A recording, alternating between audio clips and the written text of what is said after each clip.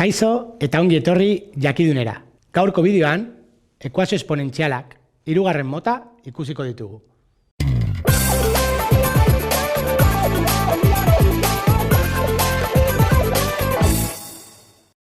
Hirugarren mota, kasu honetan, batuketak eta kenketak daudenean. Hemen dauzkagu adibidea. Hau egiteko, gogoratu behar ditugu berreketaren propietateak.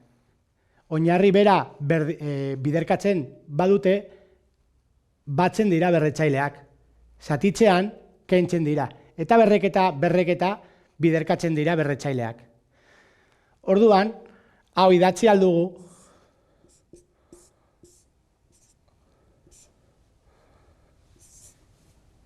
Bat ez da jartzen, baina zuek ikusteko. Horrela. Ekuazio mota honetan, aldagaien aldaketa egin behar dugu.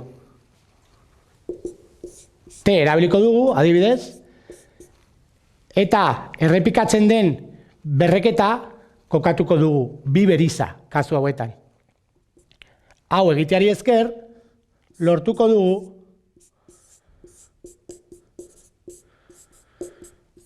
bigarren mailako ekuaziora ailegatzea. Orain, garatuko dugu,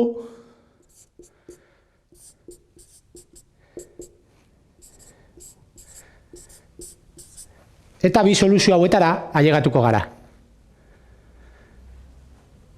Gogoratu, T ez dela gure aldagaia, eta desegin behar dugula aldaketa.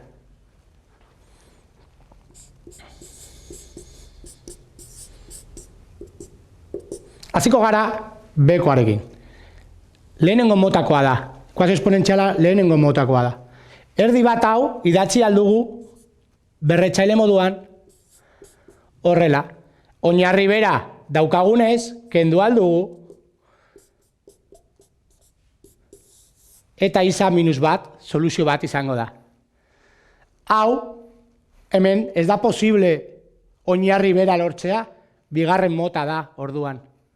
Hemen, hartu behar ditugu logaritmoak. Nire kasuan nepertarrak hartuko ditut. Zertarako, propietateari esker, berretzaile hori desagertzea.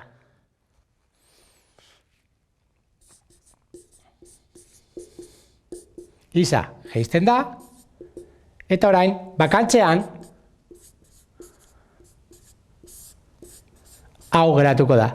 Kalkulagailua erabili, eta 0,58 izango da, bigarren soluzioa.